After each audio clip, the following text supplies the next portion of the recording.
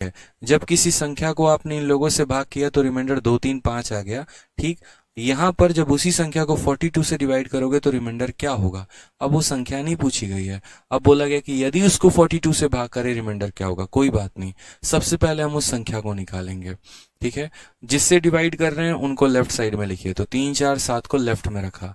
ठीक है, जो रिमाइंडर आ रहा है उनको राइट साइड में रखिए। तो यहाँ पर कितने कितने रिमाइंडर हैं? 2 है, 3 है और 5 है।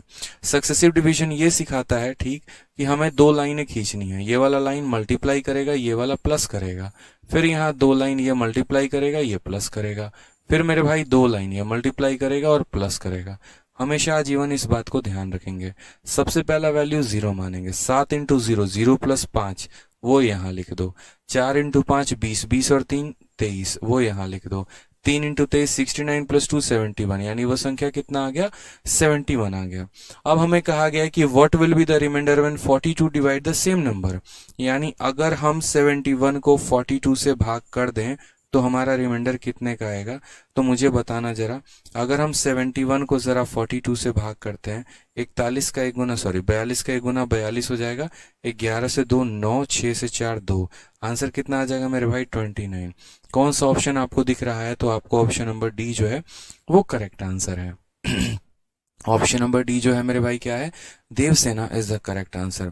अब यहाँ पर कुछ बच्चों को प्रॉब्लम हो सकती है, हो सकता है उनके मन में ये विचार आ रहा हो कि सर आपने 0 लिया तो 21 आया, क्या अगर मान लीजिए यहाँ 1 लेते तो 29 आता, यहाँ 2 लेते तो 29 आता। आप यहाँ कुछ भी लेते ना, 0 की जगह 1 लेते, 2 लेते, 4 लेते, 5 लेते, उसके हिसाब से ये नंबर बदल सकता है, लेकिन रिमाइंडर नहीं बदलेगा।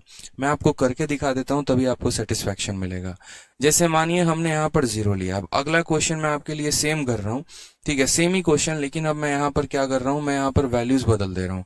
मैं यहाँ पर इन वैल्यूज को बदल के कोई और वैल्यू ले रहा हूँ। जैसे मैं मानो यहाँ पर पहले मैंने 0 लिया था, मैं 1 ले रहा हूँ। 7 इंटू 1 7, 7 प्लस 5 कितना हो जाएगा? 12। 4 इंटू 12 48, 48 और 3 कितना हो जाएगा? 51।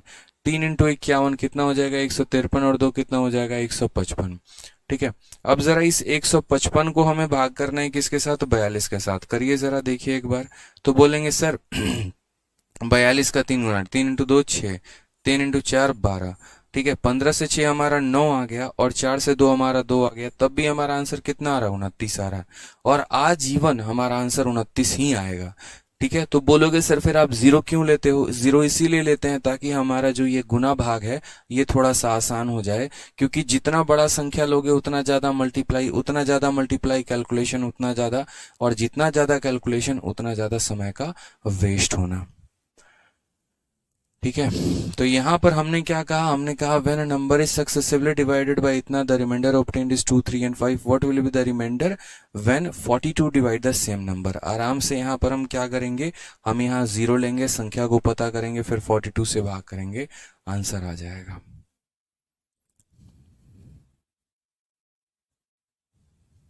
ठीक है, श्रुति कहती है इसमें लार्जेस्ट तो बोला ही नहीं है। ठीक है, आपने लार्जेस्ट लेंगे, क्या लेंगे आप? यहाँ लार्जेस्ट स्मॉलेस्ट के चक्कर में पढ़ो ही मत, आप 0 लेकर बनाओ। ठीक है, रिमाइंडर सेम आएगा।